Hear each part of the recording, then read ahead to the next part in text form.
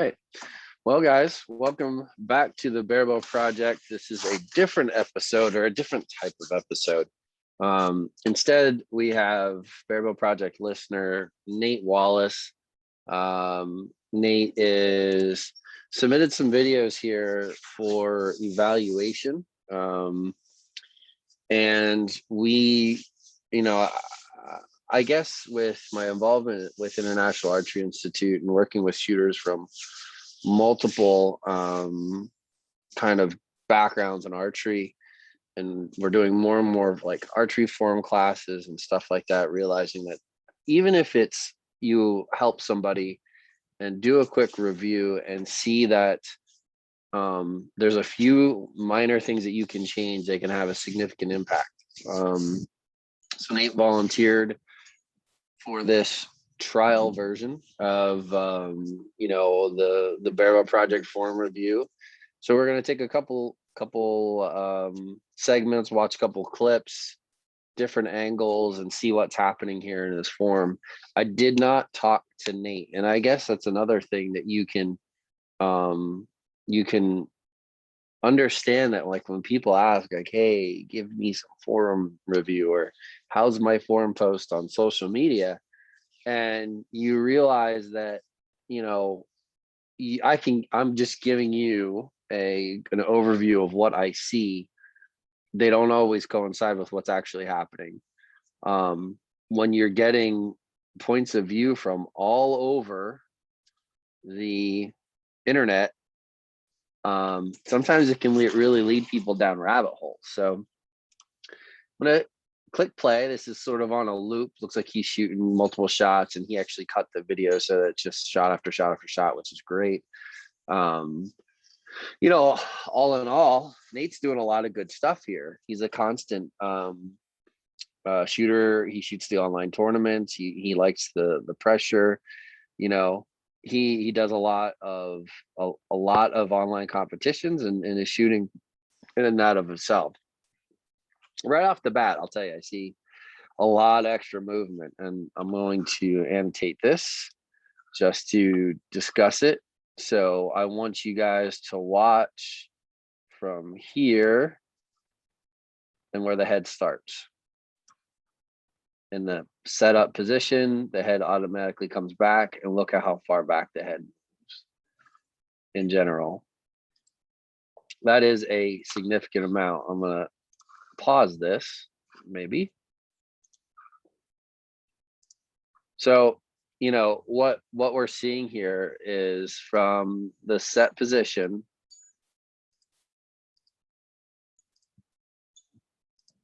right here.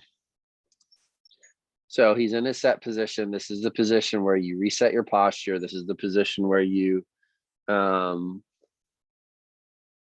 this is where you make sure that your head is over your spine and between your shoulders. This is where you get your mindset right. This is where you double check your hook, you check your grip before you get into raising to draw the bow. And for my purposes, I call this position number one when teaching a new shooter. Then you go to the setup position. Now, in the setup position, Nate's actually raising pretty high. And the way I teach it or kind of describe it to help define this part of the shot process, I will explain to a shooter to take this hand, and in their peripheral vision, because they're just staring at the target, their gaze at this point should be straight at the target, right? I will take this hand and just place it visually over the target face, because it does a couple of things. One, as part of the NTS, we talk about no aiming, right? There's no aiming happening until after expansion begins. There's no aiming whatsoever. So it is good practice, one, because it puts this hand relatively straight, because in the nature of barebow, it's a little bit higher than what you would see maybe an Olympic recurve, but I put that hand right over the target, which would keep this shoulder down right here. The shoulder, we have a habit in barebow of raising up real high to draw. And when we raise up, if we're not using the correct muscles, which would be the lats and the triceps, you'll see this shoulder go bink up like that. not really great practice. I would try to reduce this amount of movement. And that's another thing with this part of the shot process. If we take individual pieces of the shot process and reduce the amount of things that we have to repeat, it makes the ability to shoot a repeatable shot easier. That's the goal. That is what I teach. Call me right, wrong, or indifferent. It doesn't matter. It has worked thus far. So my recommendation would be to let's reduce that movement. But we are here in the what would be the setup position. We're going in the right direction. I would like to see, I'm gonna hit play here. So I would like to see this be the height, maybe a little bit higher, of where we don't go any higher than this. And when we do go to the setup position, this hand will actually end up probably a little bit further back, a little bit of a pre-draw that happens. So when his arm was down here, that hand's going to come essentially straight up to here from that set position, or that position number one, when we're standing in with good posture. And as we are raising, we are setting the barrel of the gun for the setup. At this position, the alignment should be set. There should be no extra twisting happening or anything like that, other than coiling to draw. But the coil doesn't set, the coil in after setup does not establish the barrel of the gun. The barrel of the gun is established at setup.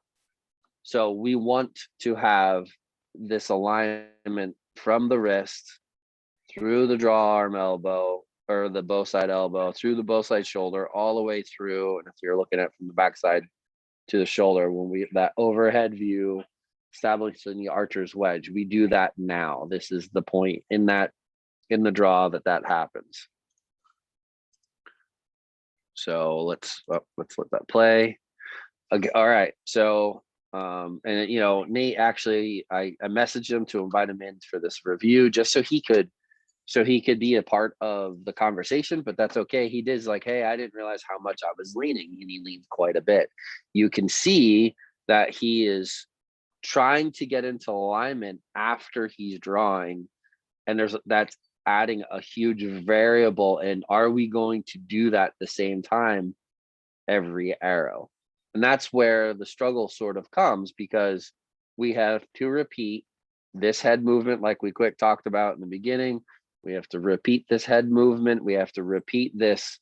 There's a coil there, but it's kind of like too late in the draw cycle for us to really reap the benefits of it. Not saying that you can't do that. That's not what we're saying. I've seen plenty of shooters that shoot well with less than optimum form. It happens. When we're talking about optimum, we're just comparing it to the NTS and the way the NTS sets up. It's one of those things where it is much better to work with someone one-on-one if you can. I have worked with people online to help them get through stuff like this. But the idea is that we are setting that barrel of the gun at the setup position, that we draw to load, establishing more and more of the back tension, but the alignment isn't changing. The alignment is what it is. It's supposed to be set already. And that we're coiling. I don't know if that's the best line depiction, but coiling kind of like this to establish our full draw, our anchor, and our transfer to hold. We are using our upper body keeping, which actually, he doesn't do a bad job of keeping the hips over the heels. Let's watch this play through. Significant overdraw, though. You see that lean? That lean, I think, is what Nate thinks is the coil, and that's not the coil. It's just a lean. I think what we do that thinking we're mimicking the motion of like Brady comes up, and that coil, but we're leaning thinking that we're actually coiling when we're not. and I know Nate's aware of this. I think when Nate learns to, so what this will look, we'll look at it from the backside, so we understand a little bit why that's significant. You're not keeping your spine in an erect vertical position. Instead, the spine is like, has like a an S turn in the back, and we'll see that. But you can see there's an overdraw here, which ultimately means that if you move forward, which he does, see that right here. I'm going to annotate that and play it again. Watch right here.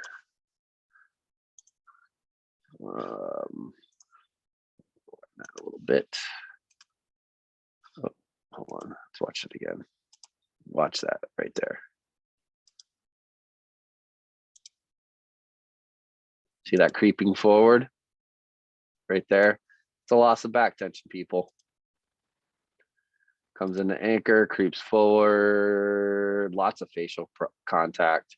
You know, and all in all, like the form itself looks good. It's not, it's when you get to a point where you start to plateau, or you're getting to a point where you're not able to essentially improve, that you need to start looking at these finite details. In the compound world, in the Olympic recurve world, these little details are the difference between X's and 10s. In Barebow, they might be the difference between a 10 and a 7.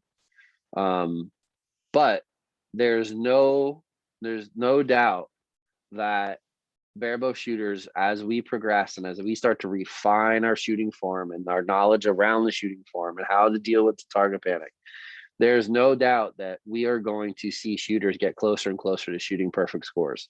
I'm not saying that it's going to happen tomorrow. I am saying that it is possible with training and with repetition, and if you dedicate your life to it. So let's look at, this is a good position I wanted to look at. So we're going to watch, and you can almost see it already. And I mean, unless Nate has a something going on with his spine, but you can kind of see already we're like this, right? Our goal is for this to be straight up and down, and that is a terrible straight up and down line, but that's our goal. Okay, Nate is already starting in this position, and then look at, you can see, you know, and he does a good job of rotating around and trying to get some angular motion of the land too here, right? He does a good job of that, but you can see that the shoulder creeps up, and we have this, instead of a straight, nice low and level shoulders, we are sort of like wonky this way, right? Drawing with a mouse is never fun. So let's watch it. So our goal is to get rid of lots of extra movement on these shots. You know, right here is where your spine is supposed to be. Let's go back to that. Let me just rewind. Right here, you are vertical, right? So let's annotate this. I'm going to draw a line that puts us approximately, that's a terrible line. Let me try that again. From here, again, terrible. Give a line right up. Boom. All right. That's not bad. That'll work. It'll do what we need it to do. All right. So we're going to play this. I want you to watch how far out of center that he is coming and why, where. So where does that hurt us from a repeatability standpoint? Let's watch how far he comes out of alignment. Oh, yeah. Look at that. So he puts his hips way forward. So is he moving his hips? Absolutely. Can you see them in these videos necessarily? Not real well, but that is proof right there that he is. He's trying to keep this in the middle, which he almost does a decent job of, but he's swinging that hip out in order to stick with it. That is something. That is the first thing that I am fixing, is this right here, keeping that spine vertical, keeping the head over the shoulders, keeping everything in line. That is the first thing that I am fixing with this guy. Tough to do, you know, but good bow arm, decent release. But what you will see is that when you start to make changes and refining your form, you will see that your response in your bow arm and your response in your release starts to change as you remove the negative tension out of your system, out of your shot process. This position right here, that builds up a ton of negative tension, a ton. And you will have so much more ease of repeatability when you fix those things. Let's take a look at some of these other positions. Now, the other two positions I did not look at yet, so we're going to look at those quick, just to have an idea of what we have going on here. So even from this position, I mean, he took the video from the right spot. The alignment, just like from general view, if you're only looking at the tip of the elbow, you can see, so he does a good job of getting the string. It's pretty close to the center of the limbs. But if we were from a little bit of a higher position, we could see if the arrow was in line with the outer part of the elbow. And that's the way I describe it. In the NTS, they say that the elbow should be in line or inside the tip of the arrow. The arrow line. My definition of that is that this is actually the tip of the elbow.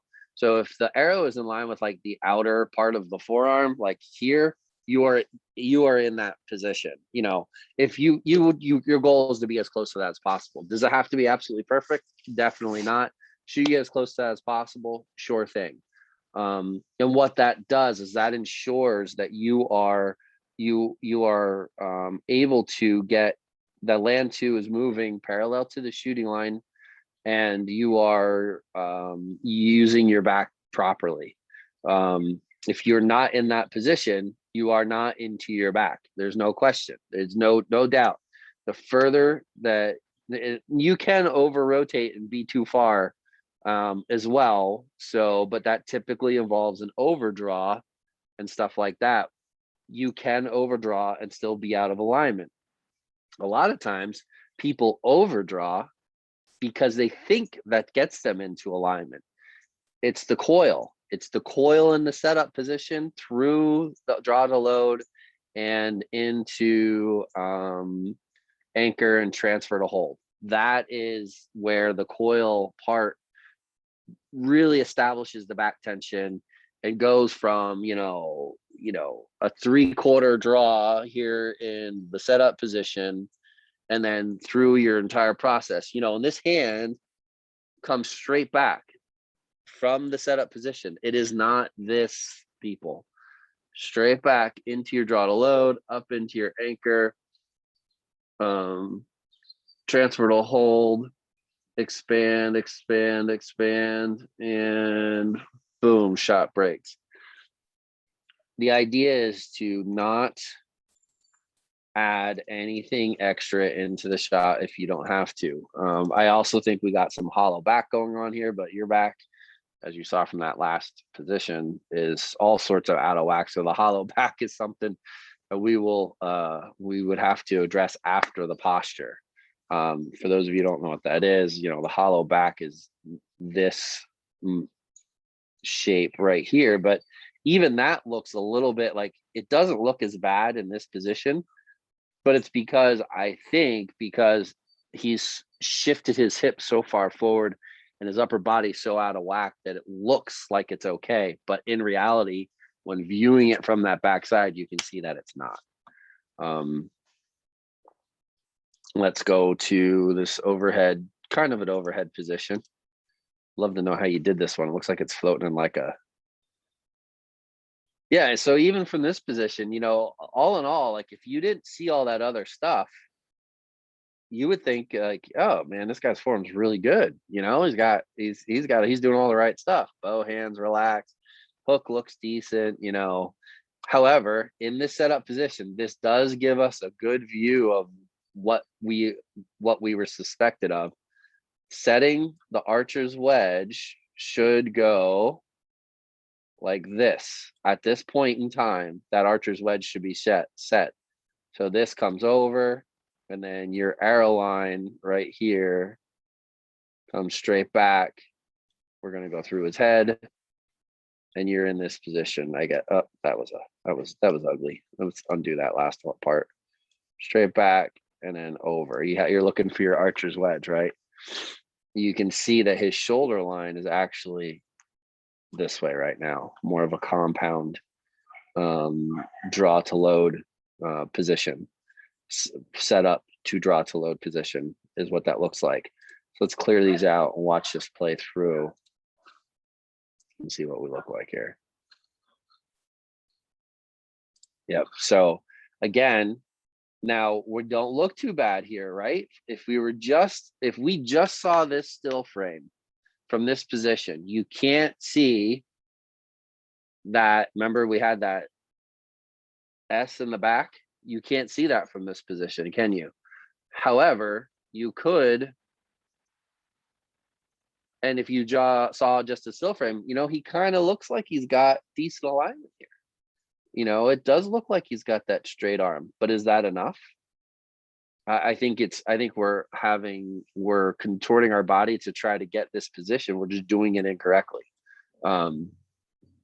By doing that, we're making ourselves less repeatable, because he's kind of, like I said, contorting his body in other positions to try to get into maybe that overhead position. And that's just, it could be a mobility thing. It could be previous form habit that he had picked up.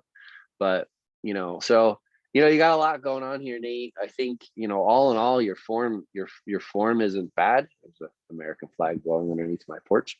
But I think you got work to do. And I just want to thank you for submitting this. And also I want to say, keep working hard, man. Keep doing those things, and, really focus on if you want to make these changes and what way to do them.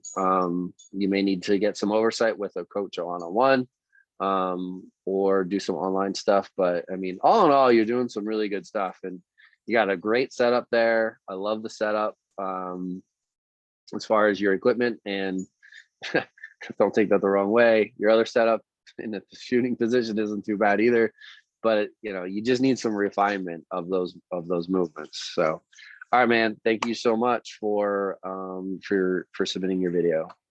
Thanks for watching, everyone.